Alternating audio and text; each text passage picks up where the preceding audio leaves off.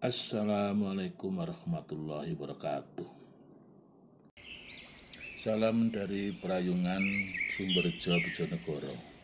Tiba fokus saya membangun pribadi paripurna, membangun organisasi atau perusahaan yang excellent dan layanan digital.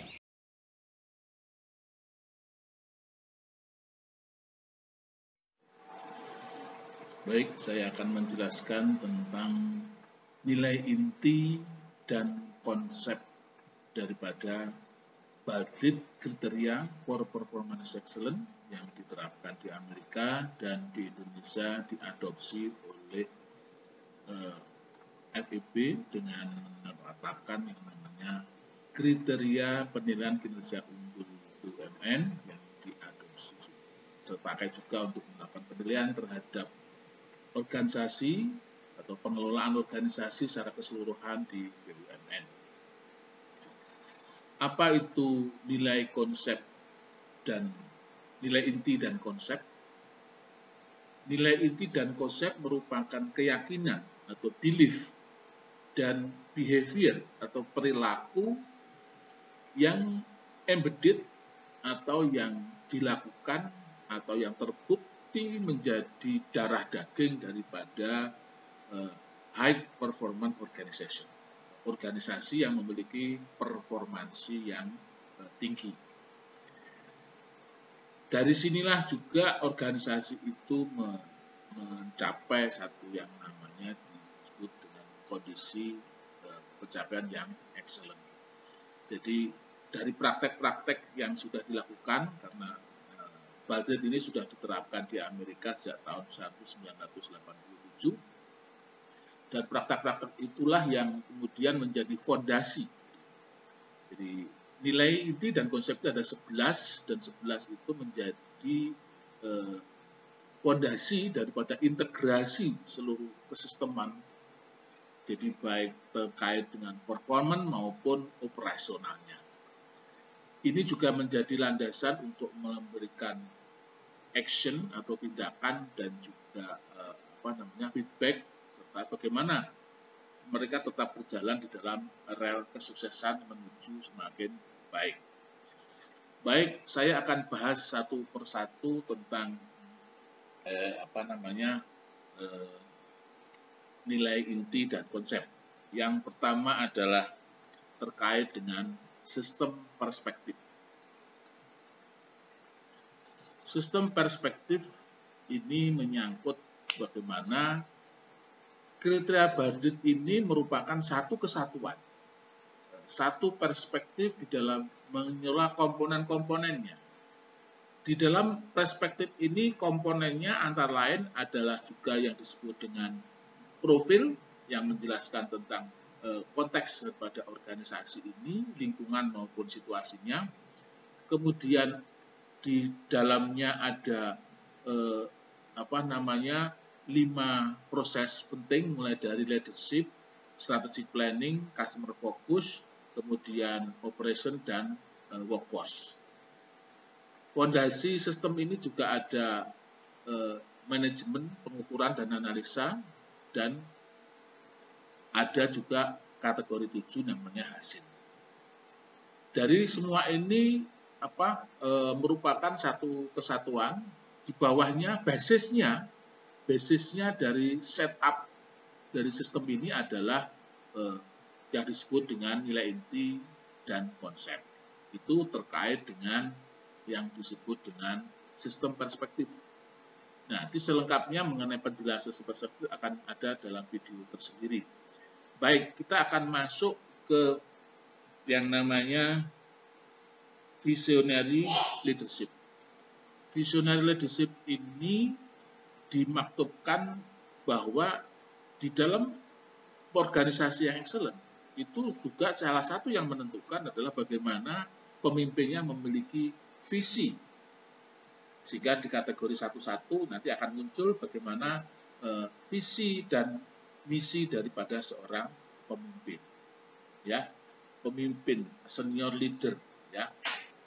Visi dan misi itulah yang membawa dia untuk mencapai dan diwaktukan di dalam namanya strategic planning.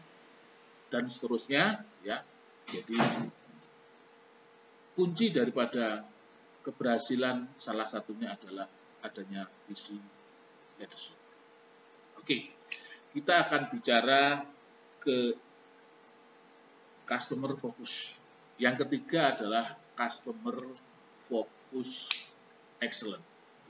Jadi organisasi yang berhasil karena dia juga mampu memuaskan pelanggannya, sehingga mengenai pelanggan dia harus diurus dengan baik, diurus dengan fokus, mulai dari bagaimana mengidentifikasi pelanggan, memuaskan pelanggan, sampai menjaga pelanggan ini tetap dengan kita.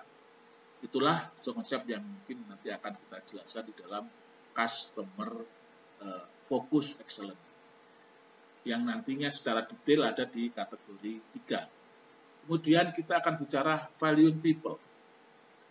Sistem ini juga sangat menghargai bagaimana memberikan nilai bagi orang. Jadi orang merupakan aset, sehingga secara detail nanti mengenai orang dijelaskan di dalam kategori 5. Karena kategori 5 juga menjelaskan bagaimana kita memberikan value kepada orang. Bagaimana kita mengelola secara profesional, mulai dari mengidentifikasi capability maupun kapasitasnya, sampai pengembangannya, sampai pelatihannya, dan seterusnya. Itulah yang nanti akan secara detail dijelaskan atau ditanyakan di dalam kategori 5. Itu kaitannya dengan batin. Oke, untuk bicara ke-5, ya. Bicara ke-5 itu adalah bagaimana kita membuat organisasi ini adalah organisasi yang pembelajaran. Perusahaan yang memiliki selalu belajar dan semakin baik itu dan mengelola sistem disebut dengan organisasi learning, organisasi yang pembelajaran organisasi. Jadi mulai dari pembelajaran individu, pembelajaran unit, sampai pembelajaran yang dikemas secara total secara organisasi, serta memiliki yang disebut dengan agility. Ya, agility ini adalah kecerdasan bagaimana terhadap perubahan situasi yang berubah, termasuk di dalam era COVID ini. Begitu dia berubah, dia juga mampu menyesuaikan diri setiap ada perubahan, baik itu yang block spot maupun perubahan-perubahan yang sudah bisa kita prediksikan sekarang. Untuk yang ke-6 adalah terkait dengan fokus on sukses.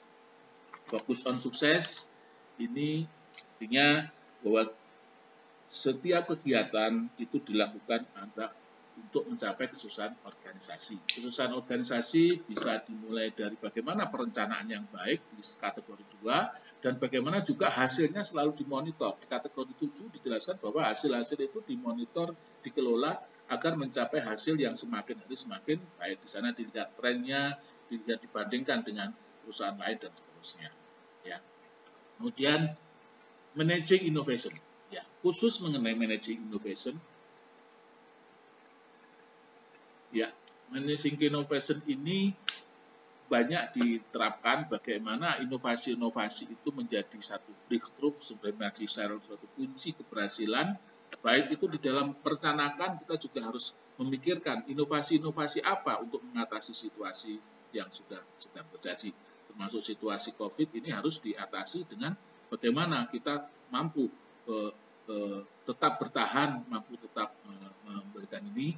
Jadi manajemen inovasi selain ada di kategori 2, ada di kategori 4 juga secara proses ditanyakan menjadi bagian dari yang dikelola di kategori 6. Baik, kita bicara nomor 9 adalah manajemen by fact. Jadi di dalam konsep yang di budget ini berdasarkan juga adalah manajemen berdasarkan fakta. Jadi tidak ada keputusan-keputusan, ini kuncinya adalah bagaimana kita mengelola di kategori 4. Karena fakta itu didapatkan dari bagaimana kita melakukan pengukuran, ya, analisa, review, dan juga knowledge management yang ada di sana. Ya, itu kategori 4. Nanti linknya di kategori 4. Dan yang ke-9 adalah, tadi nomor 8, manajemen by fact, ke-9 adalah bagaimana kita memberikan juga sosial kontribusi. sosial kontribusi itu dinyatakan di dalam kategori 1, 2C, bagaimana kita memberikan kontribusi kepada masyarakat. Di salah seorang perusahaan juga kita mengenal kontribusi kepada masyarakat. Kalau di Indonesia biasa dikenal dengan PKBL, Program Kemitraan dan Bantuan Lingkungan yang kita sebut. Dan yang ke-10 adalah terkait dengan apa yang disebut dengan etik dan transparansi. Mengenai transparansi dijelaskan di 1.2 bagaimana perusahaan harus menerapkan yang namanya good corporate governance. Mengenai etik selain di 1.1 juga ada di 1.2 yang kaitannya bagaimana perusahaan ini tetap memiliki kepatuhan terhadap hukum dan aturan yang berlaku. Jadi termasuk di dalamnya adalah menjaga etika.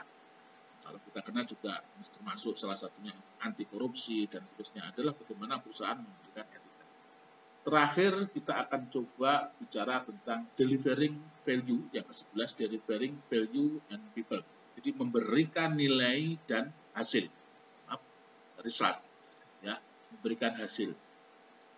Pertambahan nilai bisa didapatkan dari proses dan juga hasil nanti kita monitor di kategori 7. Demikianlah hal-hal yang akan saya sampaikan terkait dengan 11 nilai inti dan konsep yang diterapkan atau memenuhi ketentuan menjadi basic daripada kriteria Badrit dan juga menjadi acuan pada saat melakukan penilaian BUMN dengan kriteria penilaian kinerja unggul.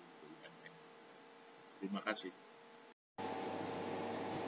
Baik, kita lihat kaitannya 11 nilai inti dan konsep tadi dengan sistem perspektif yang dimaksudkan di dalam kriteria Badrit atau KPKU ialah bahwa sistem perspektif itu mengandung 7 kategori, di mana 6 kategorinya sangat langsung berhubungan dengan hasil. Di triangle pertama yang mendrive daripada sistem ini ada 3, yaitu sebagai kategori 1 leadership, kedua strategic planning, dan ketiga customer focus. Dialah yang mendrive supaya organisasi ini mencapai hasil yang excellent.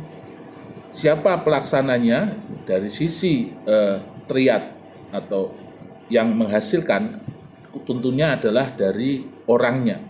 Jadi bagaimana mengelola workforce, mengelola tenaga kerja yang melaksanakan proses-proses operasional sehingga menghasilkan hasil di kategori 7. Di kategori 4 kita lihat dia sebagai pengukuran, analisa, dan knowledge management. Dialah yang menjadi fondasi daripada sistem sehingga seluruh informasi berjalan sesuai dengan manajemen by fact. Itulah yang kaitannya dengan 11 inti. Assalamualaikum warahmatullahi wabarakatuh. Sampai jumpa di video berikutnya. Jangan lupa like, subscribe, dan bunyikan lonceng ya.